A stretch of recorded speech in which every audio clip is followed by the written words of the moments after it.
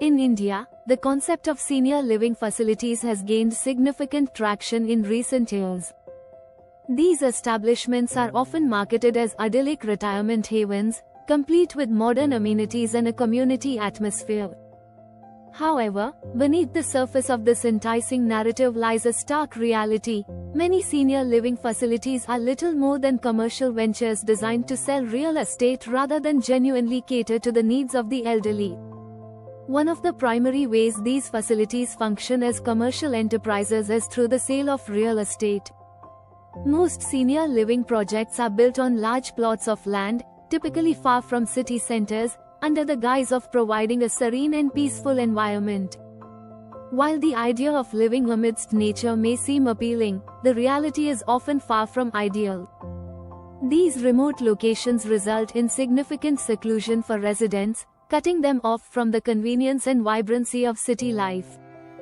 Access to essential services such as hospitals, grocery stores, and cultural activities becomes a challenge, leaving seniors dependent on the facility's internal offerings, which are frequently inadequate. Medical care, one of the most critical aspects of senior living, is often sorely lacking in these facilities. While brochures may promise 24/7 medical support and on-site healthcare professionals, the actual services provided rarely meet these claims. Many facilities employ underqualified staff or rely on visiting doctors who are not always available during emergencies. Moreover, there is often no provision for specialized care for conditions such as dementia, Parkinson's, or other age-related illnesses, leaving residents and their families to fend for themselves during crises. Another significant issue is the annual fee hikes imposed by these facilities. While the initial buy-in cost for an apartment or villa may already be substantial, residents are often subjected to steep increases in maintenance charges and other fees every year. These hikes are seldom justified and often feel exploitative, given that seniors living on fixed incomes have limited financial flexibility. This practice creates immense financial strain for residents and their families, making what was initially marketed as a comfortable retirement lifestyle increasingly unaffordable. Furthermore, these facilities often fail to provide the choice of services that seniors truly need.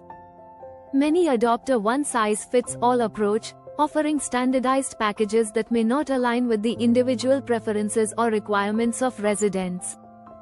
For example, some seniors might require assistance with daily activities, while others may prefer more recreational and social engagement opportunities.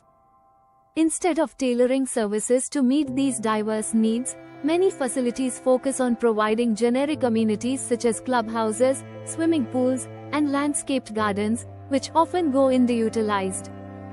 This lack of customization reflects the developer's priorities, enhancing the property's market value rather than improving residents' quality of life.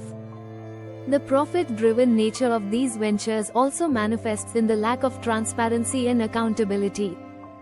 Contracts are often drafted in ways that heavily favor the developers, leaving residents with little recourse in case of grievances. For instance, if a senior wishes to move out of the facility, they may face exorbitant penalties or find that the resale value of their unit has plummeted. Such practices create a sense of entrapment, as seniors feel compelled to stay despite being dissatisfied with the services provided. Social isolation is another glaring issue.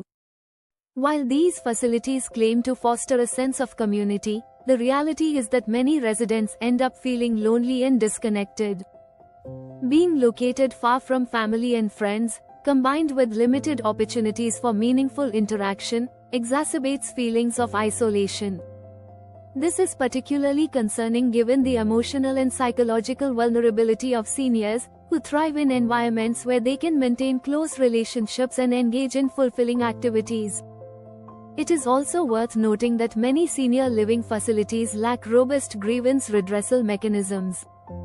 When residents or their families raise concerns about issues such as poor maintenance, inadequate medical care, or fee hikes, these complaints are often ignored or dismissed. This lack of responsiveness further underscores the commercial rather than caregiving focus of these establishments. In conclusion, while senior living facilities in India promise a comfortable and dignified retirement lifestyle, the reality for many residents is quite different. These establishments often prioritize profits over people, focusing on selling real estate rather than addressing the genuine needs of seniors. From inadequate medical care and social isolation to unjustified fee hikes and a lack of personalized services, the challenges faced by residents are numerous and deeply concerning. For these facilities to truly serve their intended purpose, a fundamental shift in priorities is needed, with greater emphasis on compassion, transparency, and accountability. Until then, they will remain, for many, mere commercial ventures profiting at the expense of vulnerable seniors.